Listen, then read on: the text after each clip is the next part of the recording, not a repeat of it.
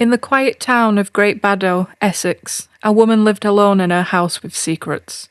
For 4 years, neighbours thought her elderly parents had moved away, maybe to the coast. No one questioned the silence, no one knocked on the door. But behind those walls, something was rotting.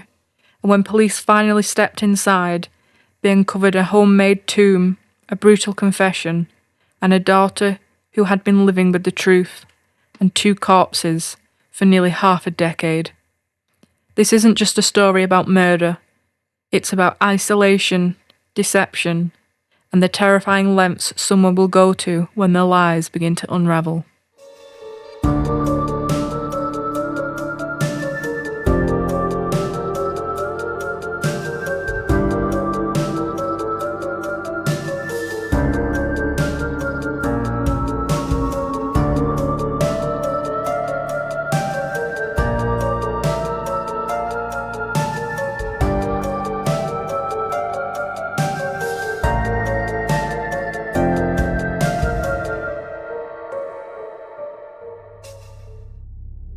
When Essex police knocked on the door of a quiet home in September 2023, Virginia McCullough greeted them with a smile.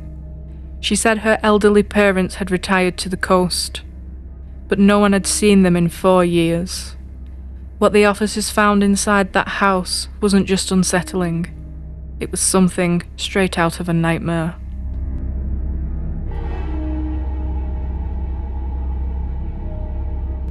Act 1. The Vanishing. At first, no one thought much of John and Lois McCullough going off the grid. They were private people, reclusive, the kind of couple who kept to themselves, didn't talk to neighbours, didn't host dinner parties. So when the COVID lockdown hit in 2020 and the McCulloghs weren't seen again, well, no one really noticed. Not for a while. But as restrictions lifted and the world returned to normal, the McCulloghs didn't.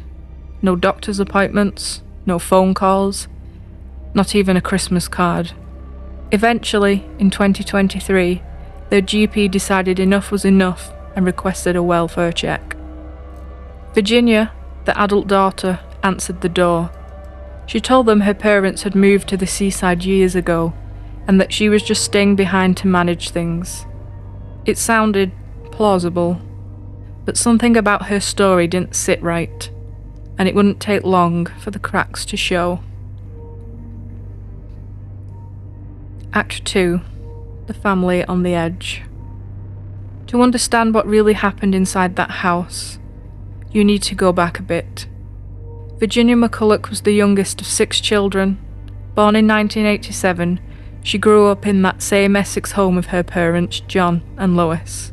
From the outside, they may have looked like a quiet, reserved family, but behind closed doors, it was a very different story. John was strict, often cold, and a heavy drinker. He worked long hours and commuted for nearly 4 hours a day. Eventually, he and Lois started sleeping in separate rooms. Lois, meanwhile, struggled with severe OCD, agoraphobia, and anxiety. She obsessively cleaned every inch of the house. Floors, walls, furniture, terrified that germs would make her or her husband sick. The kids didn't fare much better. Neighbours and former classmates described them as odd, unkempt, and isolated. Virginia in particular was bullied at school. Rumours of bedwetting led to her being cruelly nicknamed Smelly Jenny. One story claimed that her mother once sent her to school wearing the same urine-soaked clothes as punishment. Social services were contacted, but like in so many other cases, nothing ever came of it. Act 3. The Outcast. As her siblings grew up and escaped the home, Virginia stayed behind. She never quite found her footing. She struggled with relationships, social interaction, and trust. Former co-workers remembered her as strange, someone who bought them unsolicited gifts, perfume, makeup, even wigs, almost trying to buy their affection. One co-worker said Virginia would often stall in the car after being dropped off at home, fumbling with her keys as if she was afraid to go inside. By 2019, all her siblings had moved out. Virginia, now in her 30s, was still living in the house, still stuck in that world. Her parents were aging and growing more dependent, and eventually they handed her full control over the house, their schedules, and their finances. That's when things really started to spiral. Act 4. A deadly plan. With access to her parents' credit cards and savings, Virginia started spending. Clothes, gambling, online shopping. Tens of thousands of pounds disappeared, and her parents began asking questions. Why were there so many letters from the bank? Why was their money vanishing? Virginia panicked. She told them she was the victim of fraud and even forged documents to support the lie. But she knew she couldn't keep it up forever. So she made a decision. If she couldn't undo what she had done, she would erase the people asking the questions. She began by slipping medication into her father's food.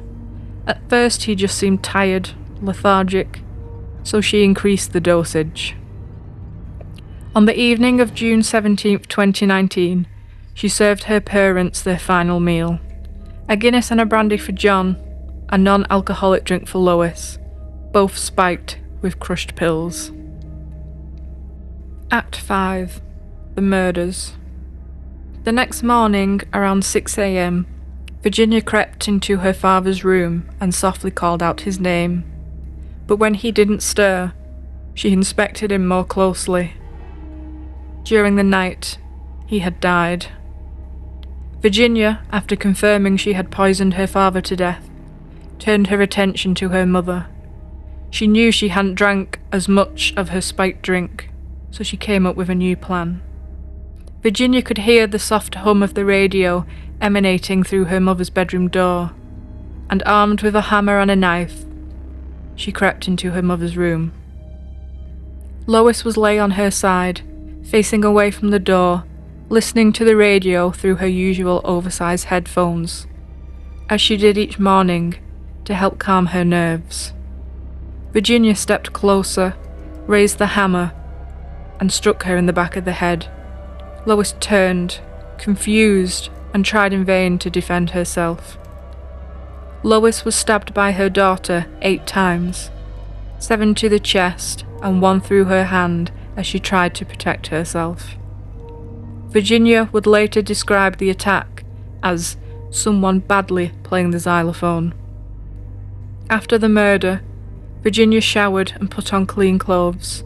However, realizing that she had sliced open her hand during the attack, she went to her GP, telling them she had cut it open whilst chopping vegetables. Act 6. Living with the dead.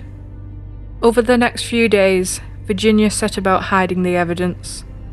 She wrapped her father's body in a sleeping bag, dragged it downstairs, and built a makeshift tomb out of breeze blocks in his study, covering it with a blanket and some family artwork. She sealed her mother in a sleeping bag also, and put her in a wardrobe upstairs. She taped it shut with electrical tape, and piled more breeze blocks in front of the doors. And then, she just kept living.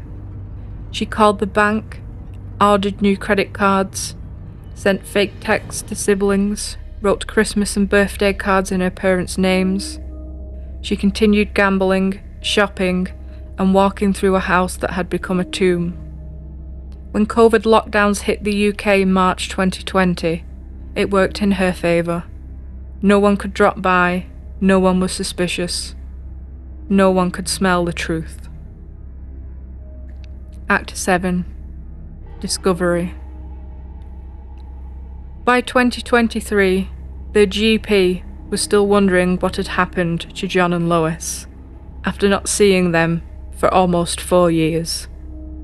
Finally, they called the police to raise their concerns. When officers returned to the house, they became suspicious straight away and later returned with a search warrant. They entered through a panel in the back of the house, and what they found stunned them. In the hallway, they found Virginia, Calm, quiet, almost zoned out, she told them, "I need to tell you something." She directed them to the bodies. "Upstairs," she said, "there are 5 wardrobes. It's the second one, behind the bed, next to the sink." Then, in the same flat tone, she explains how she had to build up gumption before stabbing her mother to death. She then turned to the officer and retorted, "Cheer up, at least you caught the bad guy." Act 8. The Aftermath. During interviews, Virginia showed little emotion, until she talked about the actual killing of her mother.